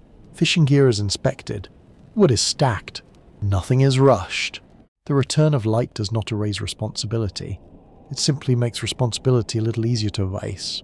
You notice how naturally every member of the household joins the work. The oldest grandparent sorts dried herbs near the doorway where daylight now reaches a little farther into the room. Teenagers split kindling. Children gather scattered twigs. Even the family dog appears determined to supervise every activity, while contributing almost nothing except enthusiastic tail wagging. It is a management style that somehow remains popular across history. Inside the longhouse, the fire still burns, but it no longer feels like the only source of brightness. Thin rays of daylight slip through the doorway whenever someone enters. They fall across wooden benches polished by generations of use, across repaired blankets, across carved bowls, across faces that have quietly endured another northern winter. Historians still argue whether people in different Viking communities celebrated the first noticeable return of daylight with formal customs, or whether the growing light simply blended into ordinary seasonal routines. Written evidence is limited, and the rhythm of everyday life often leaves only faint marks in history, whatever the exact customs. It is difficult to imagine anyone remaining completely indifferent to seeing more daylight after so many dark weeks. A curious belief survives in parts of Scandinavian tradition that sunlight possesses a cleansing quality after the long grip of winter, driving away both gloom and lingering misfortune. Such ideas change through the centuries, blending older customs with newer beliefs, yet they reveal how deeply people valued the returning light. You understand why. Even a few extra moments of daylight lift the spirit. You walk toward the shoreline.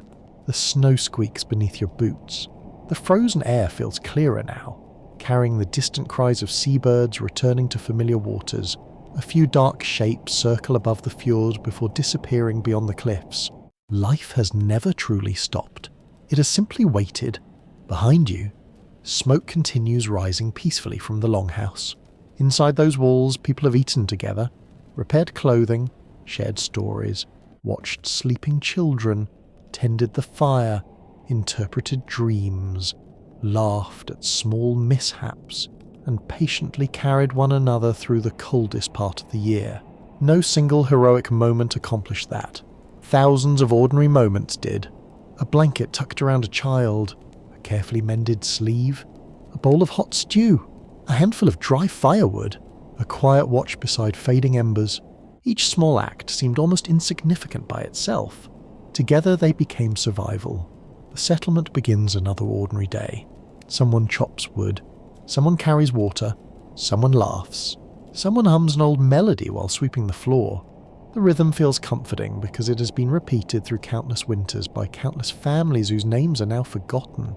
Their stories remain, even if their voices do not. You take one last slow look across the snowy landscape. The mountain stands silent. The sea breathes beneath pale light. The longhouse rests behind you, sturdy and welcoming, its thick walls holding generations of practical wisdom gathered one winter at a time. You came searching for the secret of how Vikings slept during the darkest Arctic winters. The answer is not hidden inside a single blanket or a cleverly built roof. It lives in preparation, in craftsmanship, in shared labour, in warm meals, in steady fires, in patient hands. Most of all, it lives in community. The Arctic winter is too large for one person to conquer alone, but together beneath one's smoky roof, people discover that even the longest night eventually gives way to another dawn. The light grows a little stronger, the snow glitters softly. Another winter has been endured, another season quietly begins. A word count 1050. As the day settles into calm, imagine the longhouse becoming quieter once more.